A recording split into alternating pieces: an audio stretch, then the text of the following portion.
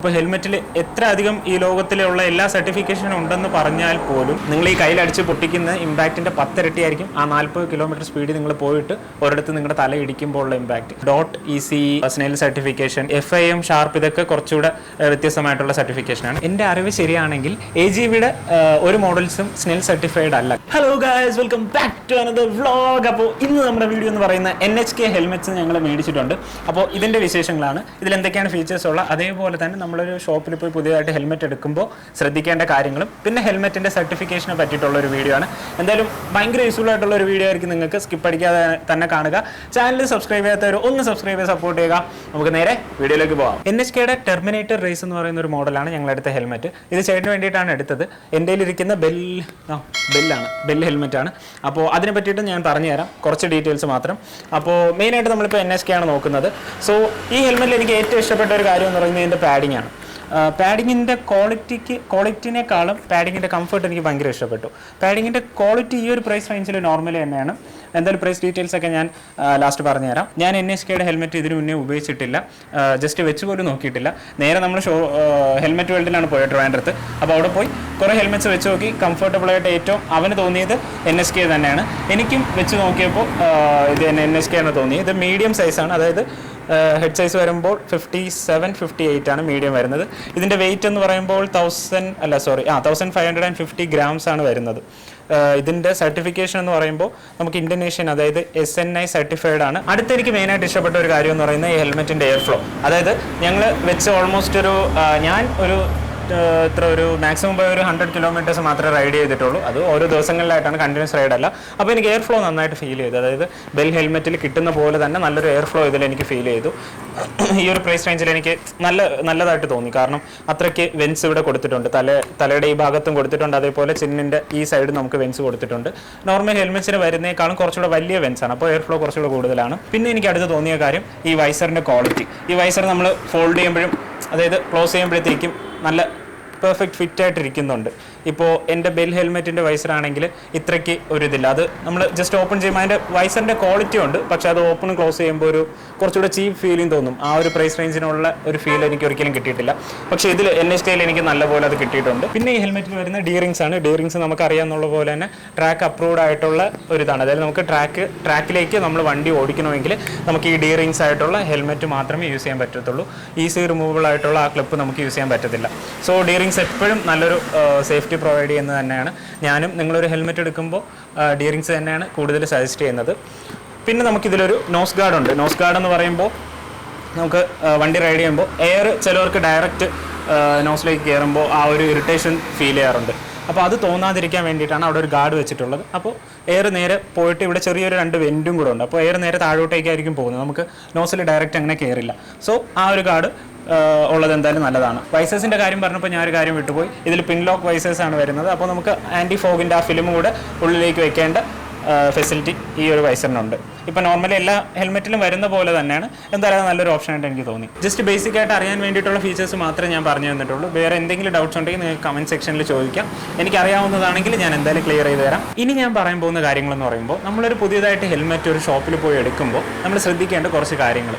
ഇപ്പോൾ ഒരു ഷോപ്പിൽ പോകുമ്പോൾ അവരുടേതായിട്ടുള്ള കുറേ സജഷൻസ് അവർ പറയും. ചില ഷോപ്പിൽ ജെന്വിൻ ആയിട്ടുള്ള സജഷൻസ് പറയും, ചിലത് അവർക്ക് കൂടുതൽ പ്രോഫിറ്റബിൾ ആയിട്ടുള്ള ഹെൽമെറ്റ്സിന് സെയിൽ ചെയ്യാനായിട്ടുള്ള രീതിക്ക് നമ്മുടെ അവർ ബിഹേവ് ചെയ്യും. ഇന്ന ഹെൽമെറ്റ് കൊള്ളാം, ഇതാണെന്നൊക്കെ പറഞ്ഞുതരും. എൻ്റെ ഒരു ഒപ്പീനിയൻ എന്ന് പറയുമ്പോൾ, നിങ്ങൾ ഹെൽമെറ്റിനെ പറ്റി ഒന്നും അറിയില്ലെങ്കിൽ ഫസ്റ്റ് യൂട്യൂബിൽ ജസ്റ്റ് ഒന്ന് ഒരു നല്ലൊരു ഹെൽമെറ്റ്, നല്ലൊരു സർട്ടിഫൈഡ് ആയിട്ടുള്ള ഹെൽമെറ്റ് എടുക്കുമ്പോൾ ജസ്റ്റ് ഒന്ന് ഗൂഗിൾ ചെയ്ത് നോക്കുക, എന്തൊക്കെയാണ് അതിൽ ഉള്ള ഫീച്ചേഴ്സ്, കാര്യങ്ങൾ നോക്കി എല്ലാവരും മനസ്സിലൊരു ഐഡിയ വെച്ചിട്ട് മാത്രം പോയി ഹെൽമെറ്റ് എടുക്കുക. രണ്ടാമത്തെ കാര്യം, ഒരിക്കലും ഓൺലൈനിൽ നമ്മളൊരു ഹെൽമെറ്റ് ഫിസിക്കലി ആയിട്ട് വെച്ച് നോക്കാതെ എടുക്കാൻ പാടില്ല. എപ്പോഴും ഷോപ്പിൽ തന്നെ പോയി ഹെൽമെറ്റ് തലയിൽ വെച്ച് ട്രൈ ചെയ്തതിന് മാത്രം എടുക്കുക. ഇപ്പോൾ ഹെൽമെറ്റിൽ എത്ര അധികം ഈ ലോകത്തിലുള്ള എല്ലാ സർട്ടിഫിക്കേഷനും ഉണ്ടെന്ന് പറഞ്ഞാൽ പോലും നമ്മുടെ ആ ഹെൽമെറ്റ് കറക്റ്റ് തലയ്ക്ക് ഫിറ്റ് അല്ല എങ്കിൽ ഒരു ക്രാഷ് വരുമ്പോൾ നമുക്കത് നല്ലോണം ബാധിക്കും. ഈ സർട്ടിഫിക്കേഷൻ ഒന്നും ഒരു ബാധകമല്ലായിരിക്കും ആ സമയത്ത്.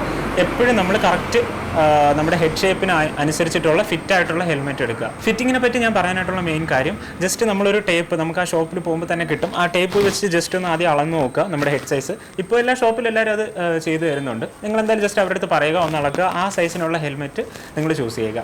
അപ്പോൾ ഇതിൽ നമ്മുടെ ഫോർ ഹെഡ് കവറായി നിൽക്കുന്നത്, അതായത് ഫോർ ഹെഡ് കറക്റ്റ് ഫിറ്റായി നിൽക്കുന്നവനെ എടുക്കുക. ഓവർ ഫിറ്റായി നിൽക്കുന്ന ഹെൽമെറ്റ് എടുത്തു കഴിഞ്ഞാൽ നിങ്ങൾക്ക് നല്ലോണം തലവേദന എടുക്കാനുള്ള ചാൻസസ് ഉണ്ട്. അതേപോലെ ഹെൽമെറ്റ് നമ്മൾ ഷോപ്പിലെത്തിയിട്ട് വെച്ച് നോക്കുമ്പോൾ നമ്മുടെ ചീക്സ് ചിലപ്പോൾ കുറച്ചൊന്ന് ഈ ഒരു പ്രസ്സായിട്ട്, ഈ പാഡിങ് കാരണം പ്രസ്സായിട്ട് ഇങ്ങനെ ആവേണ്ട ഒരു ചാൻസസ് ഉണ്ട്. അപ്പോൾ അത് കണ്ട് നിങ്ങൾ ഇത് ഭയങ്കര ടൈറ്റ് ആണെന്നോ അങ്ങനെയൊന്നും വിചാരിക്കേണ്ട. അത് കുറച്ച് ക്രമേണ യൂസ് ചെയ്ത് വരുമ്പോൾ അത് താനേ ലൂസ് ആയിക്കോളും. നമ്മൾ ഹെൽമെറ്റ് വെക്കാനായിട്ട് 2 സൈഡിലുള്ള സ്ട്രാപ്പ് മാറ്റിയിട്ടായിരിക്കും നമ്മൾ തലയിൽ ഹെൽമെറ്റ് വെക്കുന്നത്. അങ്ങനെ വെക്കുമ്പോഴത്തേക്കും ആ സ്ഥിരം ഇങ്ങനെ മാറ്റി വരുമ്പോൾ ആ പാഡിങ് ഒന്ന് ലൂസ് ആവാൻ ചാൻസ് ഉണ്ട്.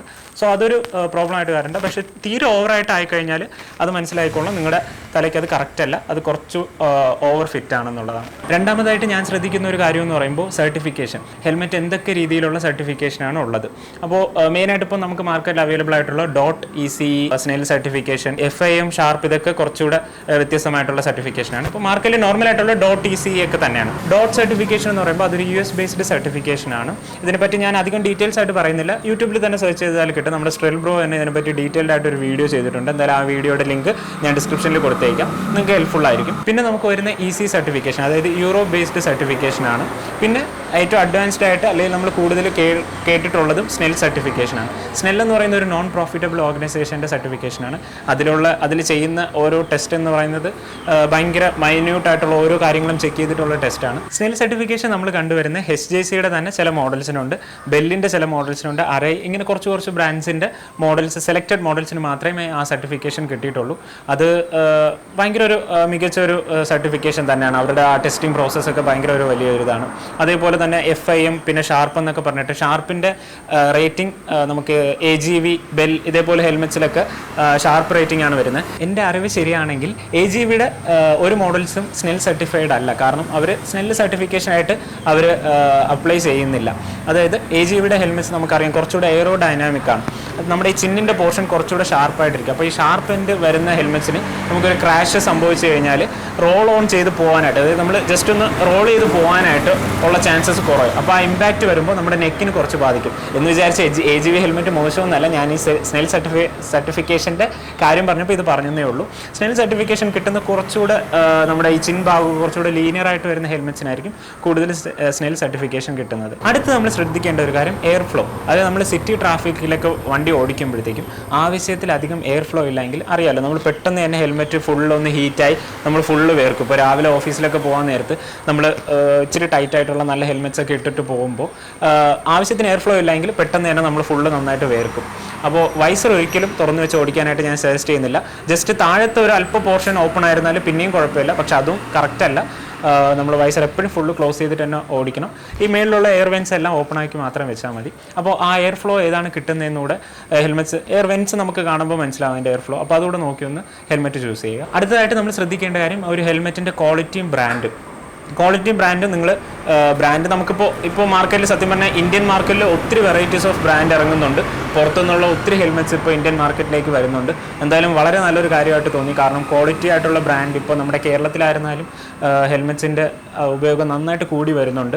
ISI സ്റ്റാൻഡേർഡിനെ പറ്റി പറയുകയാണെങ്കിൽ ഞാൻ കുറേ നെറ്റിൽ നോക്കിയായിരുന്നു. പക്ഷേ അതിനെപ്പറ്റി എനിക്ക് ഒരു ക്ലിയർ ആയിട്ടുള്ള ഒരു പിക്ചർ ഇതുവരെയും കിട്ടിയിട്ടില്ല. ഇപ്പോൾ നമുക്ക് സ്നെല്ലായിക്കോട്ടെ എന്തായിരുന്നാലും നമുക്ക് അവർ ടെസ്റ്റ് ചെയ്യുന്ന പ്രോസസ്സ് വീഡിയോ ഉൾപ്പെടെ അവർ പബ്ലിഷ് ചെയ്യും. ഏതൊക്കെ ഹെൽമെറ്റ്സിന് എത്ര റേറ്റിംഗ് കിട്ടിയെന്നുള്ള ഡീറ്റെയിൽസ് എല്ലാം അവർ പബ്ലിഷ് ചെയ്യും. പക്ഷേ ISI സ്റ്റാൻഡേർഡിൻ്റെ ഒരു രീതിയിലുള്ള ഒരു ഇൻഫർമേഷൻ എനിക്ക് കിട്ടിയിട്ടില്ല. മേ ബി വേറെ ഏതെങ്കിലും സൈറ്റിലായിരിക്കും ചെക്ക് ചെയ്യേണ്ടത്. അതിനെപ്പറ്റി എന്തെങ്കിലും ഡീറ്റെയിൽസ് അറിയാമെങ്കിൽ ഒന്ന് താഴെ ഒന്ന് കമൻറ്റ് ചെയ്തേക്കാം. അപ്പോൾ അത് എനിക്കും ഹെൽപ്ഫുള്ളായിരിക്കും, വീഡിയോ കണ്ടുകൊണ്ടിരിക്കുന്നവർക്കും ഹെൽപ്ഫുള്ളായിരിക്കും. അടുത്ത് നിങ്ങൾ ശ്രദ്ധിക്കേണ്ട ഒരു കാര്യം ബ്രാൻഡും ക്വാളിറ്റിയും. എപ്പോഴും ഒരു ബ്രാൻഡ് മാത്രം നിങ്ങൾ കോൺസെൻട്രേറ്റ് ചെയ്ത് എടുക്കേണ്ട. നിങ്ങൾക്ക് ഇഷ്ടമുള്ള ബ്രാൻഡ് എടുക്കാം. പക്ഷേ അതിനൊപ്പം തന്നെ ആ പർട്ടിക്കുലർ ബ്രാൻഡിൻ്റെ മോഡലിന് നിങ്ങൾ ഉദ്ദേശിക്കുന്ന ആവശ്യങ്ങളെല്ലാം ഫുൾഫിൽ ആവുന്നുണ്ടോ എന്നൂടെ ചെക്ക് ചെയ്തിട്ട് എടുക്കുക. ഞാനൊരു ഹെൽമെറ്റ് എടുക്കുമ്പോൾ ഏറ്റവും അവസാനം ചിന്തിക്കുന്ന അല്ലെങ്കിൽ നോക്കുന്ന ഒരു കാര്യമാണ് ആ ഹെൽമെറ്റിൻ്റെ ഡിസൈൻ അല്ലെങ്കിൽ ഹെൽമെറ്റിൻ്റെ ആ ഒരു കളർ കോമ്പിനേഷൻ. ഞാനിപ്പോൾ എൻ്റെ ഈ ബെൽ ഹെൽമെറ്റ് കണ്ടാലും നിങ്ങൾക്കറിയാം വലിയ ലുക്കൊന്നുമില്ല, ഹെൽമെറ്റ് കാണാനായിട്ട് ഭയങ്കര ഭംഗിയൊന്നുമില്ല. NSKയിൽ നമ്മൾ മെയിനായിട്ട് നോക്കിയതെന്ന് പറയുമ്പോൾ വിസിബിലിറ്റിയാണ്. അതായത് ഹെൽമെറ്റ് വയ്ക്കുമ്പോൾ മെയിനായിട്ട് ഓപ്പോസിറ്റ് വരുന്ന റൈഡറിന് നമ്മുടെ ഹെൽമെറ്റ് കാരണം ഒരു വിസിബിലിറ്റി കുറച്ചുകൂടെ കൂടുതൽ കിട്ടിയാൽ അത്രയും നല്ലതാണ്. അതാണ് ഹെൽമെറ്റിലെല്ലാം ഫ്ലൂറസെൻറ്റ് കളേഴ്സ് വരുന്നത്. നമ്മളെടുത്ത് NSK ടെർമിനേറ്റർ റേസ് എന്ന് പറയുന്ന മോഡൽ പ്രൈസ് വരുന്ന 5500 ആണ്. ഞങ്ങൾക്ക് 5000 ആണ് അത് കിട്ടിയത്. എല്ലാ ഷോപ്പിലും അത് തന്നെയാണ്, അവരൊരു പ്രൈസ് ഇടും, കുറച്ചുകൂടെ കുറച്ച് തരും. നിങ്ങൾക്ക് എന്തായാലും ഈ മോഡൽ ഇഷ്ടപ്പെട്ടാൽ ഇത് ചൂസ് ചെയ്ത് ഇതൊന്നും പെയ്ഡ് പ്രൊമോഷൻ ഒന്നും അല്ല കേട്ടോ. ഞങ്ങൾക്ക് എന്തായാലും നല്ല കംഫർട്ടായിട്ട് തോന്നി. പക്ഷേ നിങ്ങൾ എപ്പോഴും ഷോപ്പിൽ പോയി എടുക്കുമ്പോൾ ഹെൽമെറ്റ് യൂസ് ചെയ്ത് ഫിസിക്കലി വെച്ച് തലയിൽ നോക്കിയിട്ട് തന്നെ എടുക്കുക. ഒരിക്കലും ഓൺലൈനിലെ റിവ്യൂസോ അല്ലെങ്കിൽ ഒന്നും കണ്ടെടുക്കരുത്. ഇപ്പോൾ ഞാൻ ഈ ഹെൽമെറ്റ് പറഞ്ഞെന്ന് പറയുമ്പോൾ ചേട്ടൻ ഇത് കറക്റ്റ് കംഫർട്ടബിൾ ആണ്. ഈ ഹെൽമെറ്റ് അവന് നല്ല കംഫർട്ടബിൾ ആണ്. അതേപോലെ എനിക്ക് വെച്ചപ്പോഴും എനിക്കും സെയിം കംഫർട്ട് കിട്ടി. അതുകൊണ്ട് മാത്രമാണ് ഈ ഹെൽമെറ്റിനെ പറ്റിയിട്ട് ഞാൻ പറയുന്നത്. നിങ്ങൾ ഒരിക്കലും ഞാൻ പറഞ്ഞത് കേട്ടിട്ട് ഇങ്ങനെ എടുക്കാൻ നിൽക്കരുത്. കാരണം ആ ഹെൽമെറ്റ് നിങ്ങൾ വെച്ച് നോക്കിയതിന് ശേഷം മാത്രം ഹെൽമെറ്റ് ചൂസ് ചെയ്ത് എടുക്കുക. അതേപോലെ ബഡ്ജറ്റ് എന്ന് പറയുന്ന ഒരു മെയിൻ ഫാക്ടറിനെ അറിയാം. നമ്മൾ ഇത്രയും സർട്ടിഫിക്കേഷനും എല്ലാം കൊടുക്കുമ്പോൾ ആ ഹെൽമെറ്റ് എന്ന് പറയുമ്പോൾ പ്രൈസ് ഇച്ചിരി കൂടെ കൂടുതലായിരിക്കും. എൻ്റെ അഭിപ്രായത്തിൽ നിങ്ങൾ എപ്പോഴും ഒരു വണ്ടി എടുക്കുമ്പോൾ ഒരു ബൈക്ക് എടുക്കുമ്പോഴത്തേക്കും ബൈക്കല്ല സ്കൂട്ടർ ആയിക്കോട്ടെ എടുക്കുമ്പോൾ ഒരു 50,000 അല്ലെങ്കിൽ 60,000 എമൗണ്ട് മുടക്കിയിട്ടായിരിക്കും ആ വണ്ടി എടുക്കുന്നത്. അപ്പോൾ എങ്ങനെ പോയാലും ഒരു 4,000 അല്ലെങ്കിൽ ഒരു 5,000 റേഞ്ചിലുള്ള ഹെൽമെറ്റ് വെക്കുന്നത് കൊണ്ട് ഒരു കുഴപ്പമില്ല. ആ ഒരു 5,000 എന്ന് പറയുന്നത് നിങ്ങളെ തന്നെ പ്രൊട്ടക്റ്റ് ചെയ്യാൻ വേണ്ടിയിട്ടുള്ളതാണ്. അപ്പോൾ മാക്സിമം അതൊന്ന് ശ്രദ്ധിച്ചോളുക. നിങ്ങൾ ഈ ചീപ്പായിട്ടുള്ള ഇപ്പോൾ ഒത്തിരി ISI മാർക്സ് ഒക്കെ വെച്ചിട്ട് റോഡ് സൈഡ് സെല്ല് ചെയ്യുന്ന ഹെൽമെറ്റ്സ് ഉണ്ട്. ആ ഹെൽമെറ്റ് നിങ്ങൾ തന്നെ ഒന്ന് വാങ്ങിച്ച് തറയിൽ അടിച്ച് പൊട്ടിച്ചാൽ അപ്പോൾ തന്നെ പൊട്ടും. 40 കിലോമീറ്റർ സ്പീഡിൽ നിങ്ങൾ വണ്ടിയിൽ യാത്ര ചെയ്തുകൊണ്ടിരിക്കുമ്പോൾ നിങ്ങൾ ഈ കയ്യിലടിച്ച് പൊട്ടിക്കുന്ന ഇമ്പാക്റ്റിൻ്റെ 10 ഇരട്ടിയായിരിക്കും ആ 40 കിലോമീറ്റർ സ്പീഡിൽ നിങ്ങൾ പോയിട്ട് ഒരിടത്ത് നിങ്ങളുടെ തല ഇടിക്കുമ്പോൾ ഉള്ള ഇമ്പാക്റ്റ്. അത് മാത്രം മനസ്സിലൊന്ന് ആലോചിച്ചിട്ട് വേണം ഹെൽമെറ്റ് എടുക്കാനായിട്ട്. നല്ലൊരു ക്രാഷ് സംഭവിക്കുമ്പോൾ നിങ്ങളുടെ തലയായിരിക്കും ഫസ്റ്റ് റോഡിൽ, അതായത് നമ്മുടെ ടാർമേക്കിൽ ഇമ്പാക്റ്റ് ആവുന്നത്. അപ്പോൾ അങ്ങനെ സംഭവിക്കുമ്പോൾ നമ്മുടെ തലയ്ക്ക് നല്ല ഇഞ്ചുറി വരാനായിട്ടുള്ള ചാൻസസ് ഉണ്ട്. നോർമലായിട്ടുള്ള ചീപ്പ് ഹെൽമെറ്റ്സ് റോഡ് സൈഡിൽ നിന്നൊക്കെ മേടിക്കുന്നതിനേക്കാളും, ഞാൻ ഒരിക്കലും റോഡ് സൈഡിലുള്ള മാർക്കറ്റേഴ്സിനെ പ്രൊമോട്ട് ചെയ്യുന്നതല്ല, പക്ഷേ ആ സെല്ല് ചെയ്യുന്നത് എത്രമാത്രം ക്വാളിറ്റി ഉണ്ടെന്ന് നിങ്ങൾ തന്നെ മനസ്സിലാക്കിയിട്ട് മേടിക്കുക. നല്ല സർട്ടിഫൈഡ് ആയിട്ടുള്ള ഹെൽമെറ്റ്സ് മാക്സിമം യൂസ് ചെയ്യുക. ഇപ്പോൾ ഞാനടുത്ത് വീട്ടിലെ പാരൻസിന് വേണ്ടിയിട്ടാണ് അടുത്ത് പറയാൻ ഉദ്ദേശിക്കുന്നത്. അതായത് എൻ്റെ വീട്ടിലിപ്പോൾ പപ്പയും മമ്മിയും യൂസ് ചെയ്യുന്ന ഹെൽമെറ്റ് എന്ന് പറയുമ്പോൾ ഫുൾ ഫേസ് അല്ല, ഹാഫ് ഫേസ് ആണ്. ഒരു 40 കിലോമീറ്റർ അല്ലെങ്കിൽ ഒരു 50 കിലോമീറ്റർ റേഞ്ചിലാണ് നിങ്ങൾ വണ്ടി ഓടിക്കുന്നത്, സ്ഥിരം വണ്ടി ഓടിക്കുന്നതെങ്കിൽ നിങ്ങളൊരു ഹാഫ് ഫേസ് ഹെൽമെറ്റ് വെച്ചാലും നിങ്ങളുടെ ഹെഡിൻ്റെ ഈ ഒരു ഭാഗം നിങ്ങൾക്ക് സേവ് ചെയ്യാനായിട്ട് പറ്റും. പക്ഷേ എന്നാലും നമ്മുടെ ഈ ചിഹ്നം ഈ പാർട്ടൊന്നും പ്രൊട്ടക്റ്റഡ് അല്ല.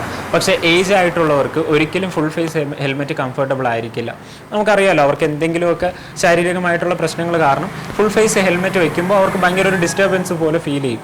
അപ്പോൾ അവർക്ക് ഇപ്പോൾ ബ്രീത്തിങ് പ്രോബ്ലം അങ്ങനെ എന്തെങ്കിലും ഉണ്ടെങ്കിൽ ഫുൾ ഫേസ് ഭയങ്കര കൺജസ്റ്റഡ് ആയിട്ട് അവർക്ക് തോന്നും. അപ്പോൾ അങ്ങനെയുള്ളവർക്ക് 40 അല്ലെങ്കിൽ 50 താഴെ ഓടിക്കുന്നവർക്ക് വേണ്ടി മാത്രമാണ് ഞാൻ പറയുന്നത്. ആ ഒരു കിലോമീറ്റർ സ്പീഡിൽ ഓടിക്കുന്നവർക്ക് പിന്നെയും കുറച്ചുകൂടെ ഒന്ന് ഹാഫ് ഫേസ് ഹെൽമെറ്റ് കുഴപ്പമില്ലാത്ത രീതിയിൽ പ്രൊട്ടക്റ്റ് ചെയ്യും. ബാക്കി അതായത് നിങ്ങളിപ്പോൾ ഒരു എപ്പോഴും നിങ്ങൾ മുന്നിലോട്ടാണ് പോകുന്നത്, ഒരു 80 അല്ലെങ്കിൽ ഒരു 70 എബോ ഒക്കെ ആണെങ്കിൽ എന്തായാലും ഒരു ഫുൾ ഫേസ് ഹെൽമെറ്റ് വേണം. 80 എന്നല്ല 60 എബോ തന്നെ പറഞ്ഞാലും ഫുൾ ഫേസ് ഹെൽമെറ്റ് വേണം. ഫുൾ ഫേസ് ഹെൽമെറ്റ് വെക്കുന്നത് എപ്പോഴും നല്ലതാണ്. പറ്റുന്ന എല്ലാവരും ഫുൾ ഫേസ് ഹെൽമെറ്റ് തന്നെ മേടിച്ച് വെക്കുന്നതായിരിക്കും നല്ലത്. ഡീറിംഗ് ആയിട്ടുള്ള സ്ട്രാപ്പ് തന്നെ യൂസ് ചെയ്യുക. നോർമലായിട്ടുള്ള ഈസി റിമൂവബിൾ സ്ട്രാപ്പ് യൂസ് ചെയ്യാതിരിക്കുക. കാരണം ഒരു ഇമ്പാക്റ്റ് സംഭവിക്കുമ്പോൾ ഡീറിംഗ് ആണെങ്കിൽ എങ്ങനെയുള്ള രീതിയിലായിരുന്നാൽ പോലും നമ്മുടെ തലയിൽ നിന്ന് ഹെൽമെറ്റ് ഒരിക്കലും പോകില്ല. പക്ഷേ ഈസി റിമൂവബിൾ ആണെങ്കിൽ നമ്മൾ ഫസ്റ്റ് ഇമ്പാക്റ്റിൽ ചിലപ്പോൾ അത് അഴിഞ്ഞ് ഹെൽമെറ്റ് പോയേക്കാം. രണ്ടാമത് വീണ്ടും റോൾ ചെയ്യുമ്പോൾ നമ്മുടെ ഹെഡിന് അതേപോലെ ഇഞ്ചുറി സംഭവിക്കും. സോ എപ്പോഴും ഡീറിംഗ് ആയിട്ടുള്ളൊരു ഹെൽമെറ്റ് തന്നെ മേടിക്കുന്നതായിരിക്കും ഏറ്റവും ബെറ്റർ. ഈ വീഡിയോ എല്ലാവർക്കും ഇഷ്ടമായെന്ന് വിചാരിക്കുന്നു. ഇഷ്ടമായാൽ ചാനൽ ഒന്ന് സപ്പോർട്ട് ചെയ്ത് സബ്സ്ക്രൈബ് ചെയ്യുക, ലൈക്ക് കൂടെ ചെയ്തേക്കുക. ഞാൻ പറഞ്ഞതിൽ എന്തെങ്കിലും തെറ്റോ അല്ലെങ്കിൽ എന്തെങ്കിലും കറക്ഷൻസോ ഉണ്ടെങ്കിൽ ജസ്റ്റ് ഒന്ന് കമൻറ്റ് ചെയ്തേക്കാം. അപ്പോൾ എനിക്കൂടെ അത് അറിയാനായിട്ട് സാധിക്കും. അതേപോലെ നമുക്ക് പറയുന്ന പോലെ ഒരു അറിവും ചെറുതല്ല, നിങ്ങളുടെ അറിവും വലുത് തന്നെയാണ്. നിങ്ങൾക്ക് അറിയാവുന്ന കാര്യങ്ങൾ ഞാനായിട്ട് ഷെയർ ചെയ്യുക. എനിക്കിപ്പോൾ അറിയാവുന്നതാണ് നിങ്ങളായിട്ട് ഞാനും ഷെയർ ചെയ്തത്. സോ കമൻറ്റ് ചെയ്ത് ഒന്ന് സപ്പോർട്ട് ചെയ്യുക. നല്ലൊരു ഹെൽപ്ഫുൾ വീഡിയോ ആണെന്ന് വിചാരിക്കുന്നു. അടുത്തൊരു കിടിലൻ വീഡിയോയിൽ കാണുന്നവരേക്കും ബൈ.